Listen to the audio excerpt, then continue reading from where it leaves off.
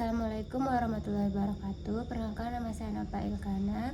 Saya akan mempresentasikan LPP saya atau modul ajar saya. Temanya yaitu metamorfosis hewan. Identifikasi modul. Nama Nova Ilkana. Mata pelajaran ilmu pengetahuan alam atau disebut dengan sains.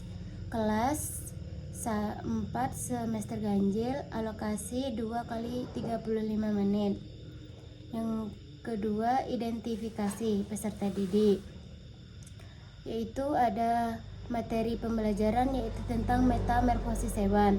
Yaitu metamorfosis hewan terbagi menjadi dua, ada yang sempurna dan ada yang tidak sempurna. Selanjutnya, dimensi profil kelulusan, yaitu ada keimanan dan ketakwaan terhadap Tuhan Yang Maha Esa, kewarganegaraan, penalaran kritis, kreativitas, kolaborasi, kemandirian, kesehatan, dan komunikasi. Selanjutnya ada pencapaian pembelajaran. Nah, di sini peserta didik dapat menyebutkan perbedaan metamorfosis yang berkembang secara sempurna dan tidak sempurna. Selanjutnya, lintas disiplin ilmu. Yang pertama, pendidikan IPA mengidentifikasi perbedaan antara dua jenis hewan yang mengalami metamorfosis secara sempurna dan tidak sempurna. Yang kedua, bahasa Indonesia mengomunikasikan hasil pengamatan secara lisan dan tertulis. Selanjutnya, tujuan pembelajaran yaitu peserta didik mampu membedakan antara metamorfosis sempurna dan tidak sempurna berdasarkan tahap-tahap hidupnya. Selanjutnya, topik pembelajaran yaitu metamorfosis hewan. Praktik pedagogisnya, yang pertama model yaitu project based learning. Yang kedua, pendekatan ada mindful learning, mindful learning, dan joyful learning. Yang ketiga, metode yaitu ada demonstrasi, diskusi kelompok, eksperimen, tanya jawab, dan penugasan.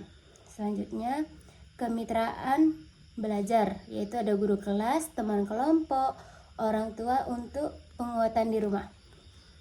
Selanjutnya, lingkungan pembelajaran yaitu ada meja kursi fleksibel seperti membentuk kelompok. Dan selanjutnya ada kelas yang nyaman dan mendukung untuk berkolaborasi belajar. Selanjutnya, pemanfaatan digital. Nah, di sini diganti dengan mengamati gambar yang ditempel oleh guru di depan. Selanjutnya yaitu kegiatan belajar mindful learning, yaitu mengajak siswa melakukan pengamatan diam terhadap gambar metamorfosis hewan. Nah, membuat pertanyaan seperti mengapa ulat harus menjadi kepompong dulu sebelum bisa terbang. Selanjutnya, pertama tahap awal yaitu guru memberikan salam dan bertanya kepada peserta didik. Kedua, guru mengajak siswa berdoa sebelum belajar. 3, guru memeriksa kehadiran siswa. 4, guru menyampaikan tujuan pembelajaran hari itu. Selanjutnya, kegiatan inti. Guru menunjukkan gambar materi metamorfosis hewan yang ditempel di papan tulis. Kedua, guru menjelaskan materi metamorfosis hewan.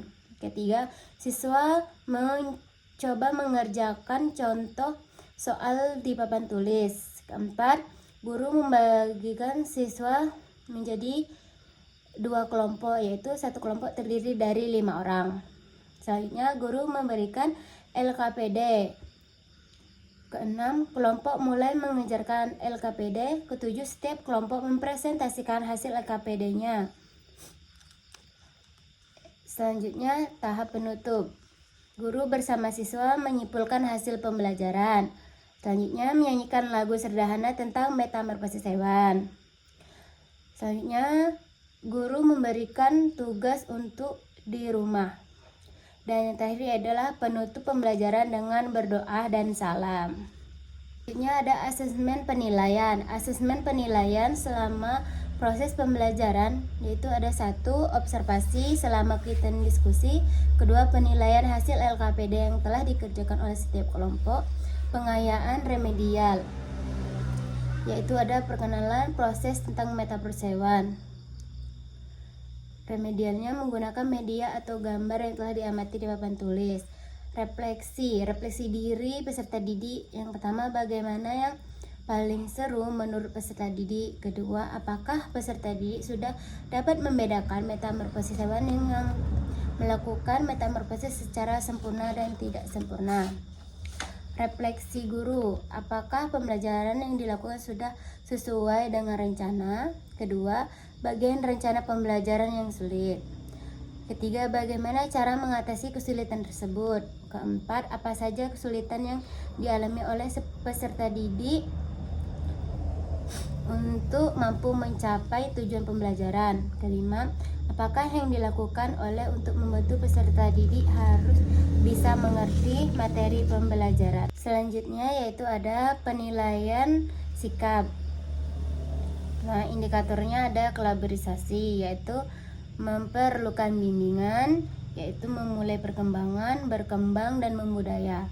Kolaborasi memerlukan bimbingan, yaitu selalu menerima bantuan orang lain untuk menyelesaikan tugas.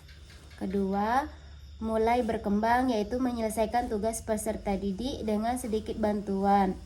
Yang ketiga, kolaborasi perkembangan, yaitu menyelesaikan tugas dari peserta didik. Yang keempat, kolaborasi pembudayaan, yaitu mampu menyelesaikan tugas dari peserta didik bantuan orang lain. Yang ketiga, menghargai. Satu, memerlukan bimbingan, yaitu memerlukan dorongan untuk diskusi dalam kelompok yang berbeda-beda.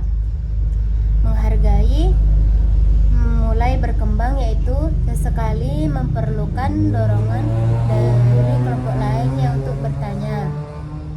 Ketiga, menghargai berkembang, yaitu berdiskusi tanpa membedakan teman-teman. Yang keempat, menghargai membudaya, yaitu mengidentifikasi, mengajak teman untuk berdiskusi dalam satu kelompok. Yang ketiga yaitu bertanggung jawab. Bertanggung jawab memerlukan bimbingan, yaitu kesulitan dalam mengembangkan diri dan membudayakan bantuan orang lain. Kedua, bertanggung jawab mulai berkembang, mampu mengembangkan diri namun membutuhkan orang lain untuk menyelesaikan tugas secara bersama. Ketiga, bertanggung jawab memerlukan perkembangan, yaitu mengembangkan diri dalam menyelesaikan tugas dengan mandiri. Keempat, bertanggung jawab membudaya, yaitu bisa mengembangkan diri dan bisa menyelesaikan tugas dengan baik dan benar.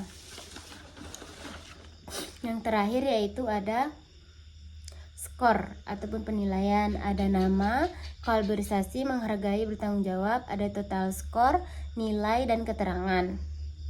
Keterangannya, jika A itu sangat baik, jika B itu nilainya baik, jika C itu cukup, jika D itu kurang. Baiklah, sekian presentasi RPP saya akhiri. Wabillahi taufiq walhidayah. Wassalamualaikum warahmatullahi wabarakatuh.